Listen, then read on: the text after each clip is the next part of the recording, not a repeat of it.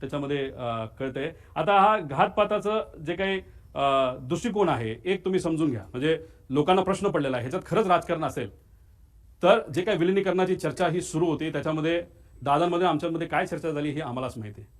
याच्यामध्ये एक चर्चा अशी असू शकते की आम्ही एनडीए बरोबर सत्तेत जाणार, आम्ही म्हणजे आमचा पक्ष, आणि ही गोष्ट काही लोकांना आवडत नसावी. नाही तर दुसरा जो सिनारिओ आहे, दृष्टिकोन आहे की दादाच एनडीएमध्ये राहणार नाहीत, दादाच एनडीएतून बाहेर निघतील आणि रस्त्यावरची सामान्य लोकांची साठीची लढाई आमच्यावर लढतील, आणि हा दृष्टिकोन एका गटाला आवडला नसावा. त्यामुळे ह्याच्यामध्ये जर राजकारण असेल आणि ह्याला जर घातपात असं आपल्याला म्हणावं लागेल आणि राजकारण आणायचं असेल तर या दोन दृष्टिकोनापैकी एक दृष्टिकोन कुठला तरी असावा, आणि त्या दृष्टिकोनाला पाठिंबा देणारा एक जो गट आहे तो याच्या मागे असू शकतो असंही आपल्याला त्या ठिकाणी म्हणता येईल. पण एक अजून जाता जाता एक सर्वात महत्त्वाची गोष्ट आहे की कदाचित जे जिल्हा परिषद पंचायत समितीचे अजितदादांच्या पक्षातले जे कुठले उमेदवार आहेत त्यांना हा मुद्दा कळेल. जेव्हा नगर परिषदचं इलेक्शन झालं होतं, नगरपंचायतचं इलेक्शन झालं होतं, महानगरपालिकेचं इलेक्शन झालं होतं, तेव्हा दादा सगळ्या गोष्टीचं नियोजन त्या ठिकाणी बघत होते. आजच्या राजकारणामध्ये काम करत असताना, इलेक्शन लढत असताना आपल्याला कशाची जरूरत असते तर आपल्याला मार्गदर्शक प्रमाणपत्र आणि कागदांची जरूरत असते. मार्गदर्शक कागद हे काय असतात हे कधीतरी मी नंतर त्या ठिकाणी आपल्याला सांगेल. पण एखादं मोठं इलेक्शन असेल तर मार्गदर्शक कागद हे जास्त लागतात, छोटं इलेक्शन असेल तर कमी लागतात.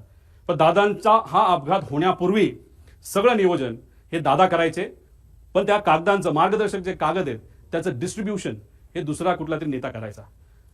28 तारखेला असंही आम्हाला कळतंय, आता कळतंय म्हणून आम्ही सांगतोय की या जिल्हा परिषद पंचायत समितीच्या इलेक्शनचं या मार्गदर्शक कागदांचं योग्य असं नियोजन त्या ठिकाणी झालं होतं, आणि निर्णय असा झाला होता 200 पट ताकद या मार्गदर्शक कागदांच्या माध्यमातून इथं लावली जाणार.